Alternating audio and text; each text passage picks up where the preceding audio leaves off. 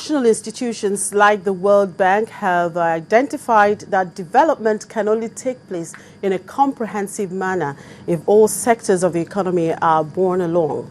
The new development approach, referred to as the Comprehensive Development Framework, recognizes the critical roles of the judicial and legal process in the whole spectrum of national, economic and political development. It can be restated that investments will not come if people do not know what the country's laws say, neither will there be stability if people have no confidence in the judiciary. And so, as the nation embarks on a massive privatization and commercialization programs, the pertinent question to ask is, in the context of the commercial and mercantile community, where do we take the law? And I have here with me a business lawyer, the former chairman, Session on Business Law of the Nigerian Bar Association, Mr. George Etomi. Good morning. Good morning. Good to have you on the program. Thank you.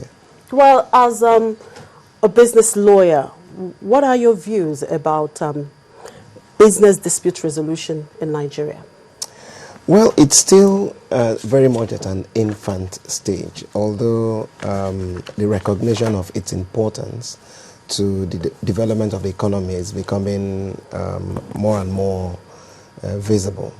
But the practical issues to look at is that we must begin to design ways of making Nigeria a favorable or a favorite investment destination.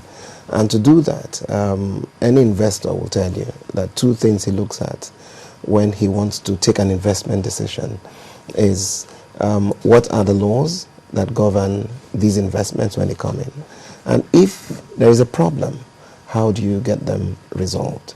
Now, we all know that there are so many ways by which you can resolve investment disputes. You can go to court, which is the usual channel.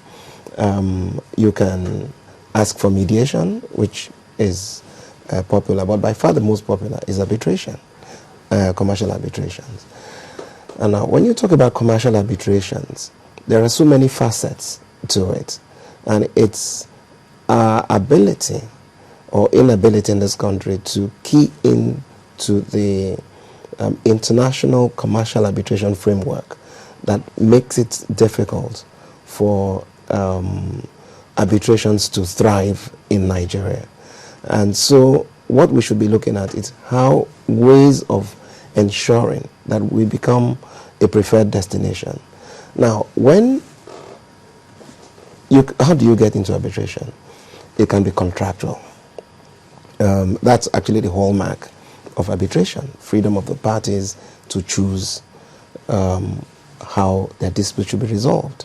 So it could be contractual, and we'll see that in the course of our discussions. It could be by treaty, international treaty, and this could be bilateral or it could be multilateral treaties. It could also be by provision of your laws locally that provide that certain disputes must go to arbitration. Instances of these ones can be found in the NIPC, what was used to be the decree of 1995, which actually seeks to protect foreign investments that come in here. They provide that those disputes can be resolved by arbitration.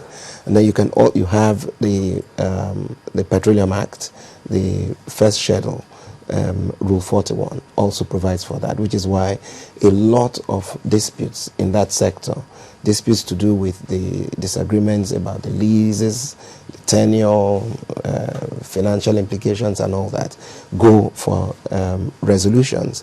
And we also have, you mentioned the privatization and commercialization. Actually, the Act there also provides for dispute resolution, but in its own case, it provides that this sets up an arbitration panel to deal with it. I will come to that. That might not be the best way to go about Well, just before you come to that, let's look at some scenario. Well, just last week, we saw the trial that lasted for 15 years, Sure. perhaps come to an Sure. end. Sure. Now, I want to take you back to the case of the Nigerian Airways, Yeah. which was liquidated since 1997. Sure. Their case with a U.S. fuel supplier. Yeah. Now, this company did not get its full payment until August 2010. So you can see the gap there. Is that a very good scenario? I mean, for this business person who needs his money to do some business. I mean, and then he's not only paid until 2010 for a company that's liquidated 1997. Clearly, it's not a good thing. Clearly, and that's been a concern of many of us legal practitioners, and how we can interface with policymakers to ensure that delays of this nature do not become the hallmark of doing business in Nigeria. Because if that is the hallmark, it becomes much more expensive to do business in Nigeria. It's definitely unattractive, and there are so many dire consequences to that.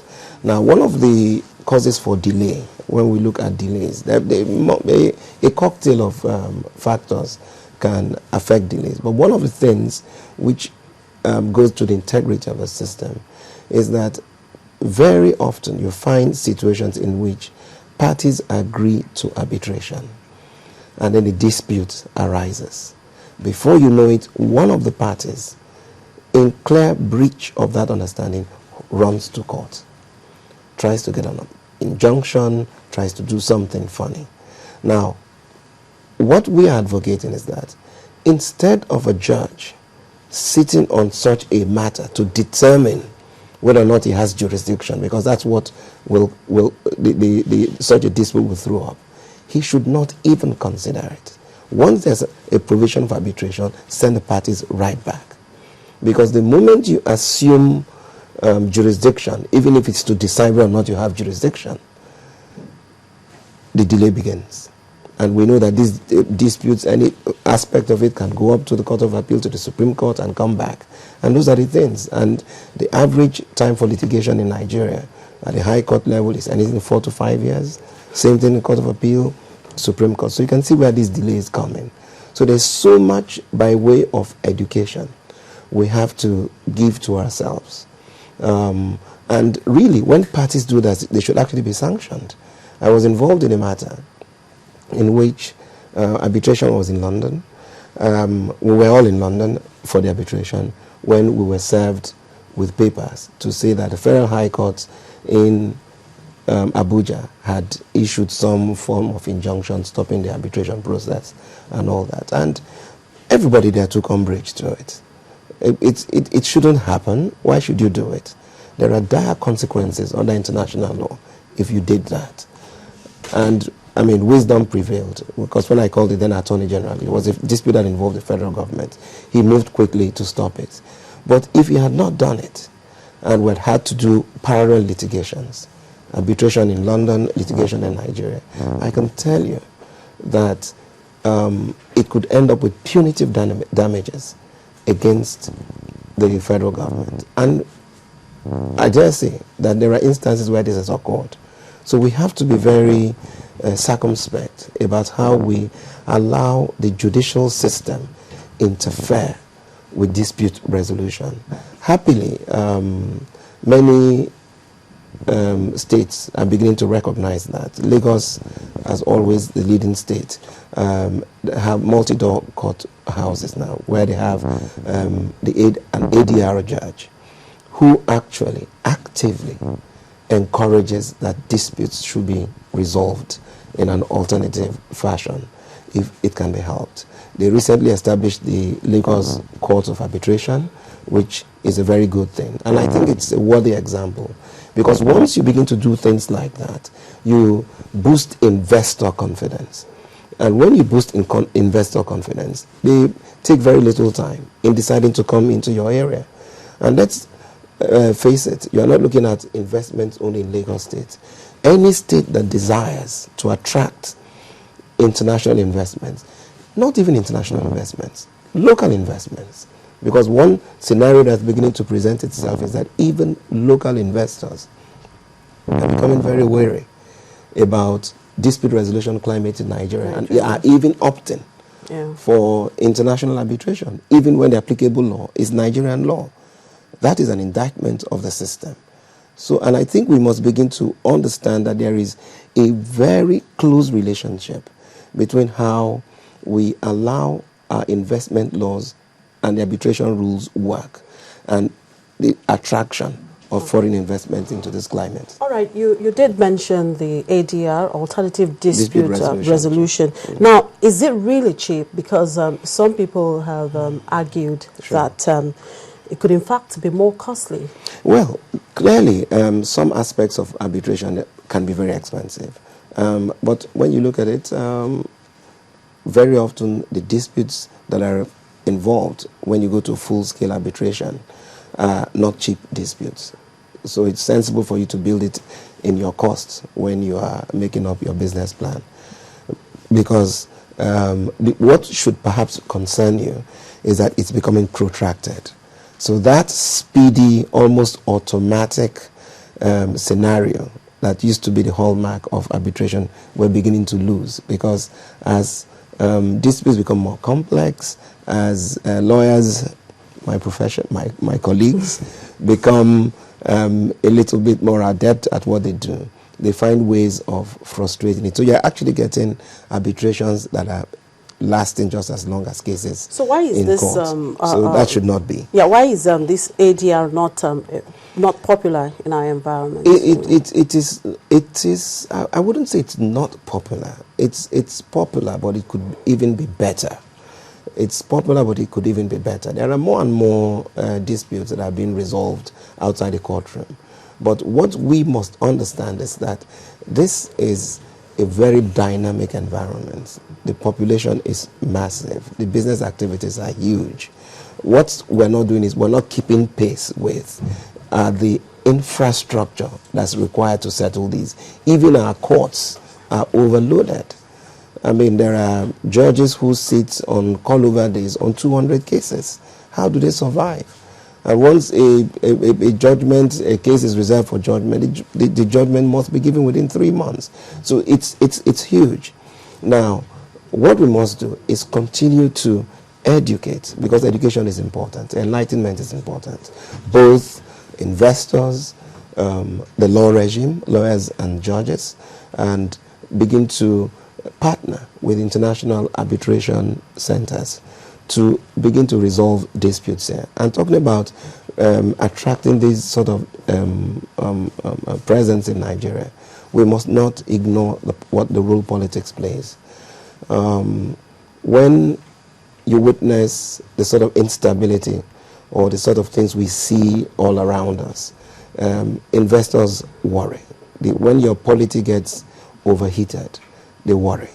Because arbitration, like everything else, some countries make a huge revenue out of it. Because once you go into arbitration, there's so many things that go with you. You have to stay in hotels, you have to fly in, you have to... Exactly. And everybody's making money out of it. You did mention that even most of our businessmen here go seek arbitration outside the country. Now, is that not a loss for... And it's huge. It's a tragedy. Not just that, it's a loss all around. Loss to... because once you seek arbitration abroad, it's not as if you can't take Nigerian lawyers there with you. But to be realistic, you're perhaps do a lot better if you get foreign lawyers. And in this era of globalization, where boundaries to businesses are continually being lowered, if not being totally eliminated, you'll find that the competition becomes even stiffer. And so the little you have, you may lose.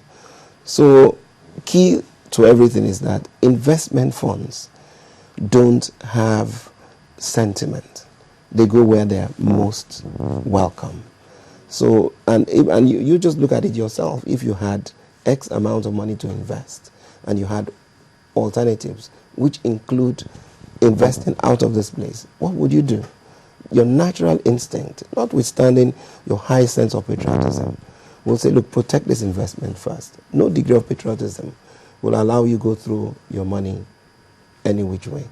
Which is why it's interesting. I'm sure you saw the president's last visit to China. He kept reassuring the Chinese investors that we will protect your investment. And that's good. That's good to know. And because that's what investors want to hear. We will protect. And states actually go out of their way to ensure in some cases, which is why you have, I did say to you, you could do arbitration by treaty. This could be bilateral, this could be multilateral. And I know Nigeria has signed a number of bilateral treaties with different countries. And we're also subject to a number of multilateral treaties.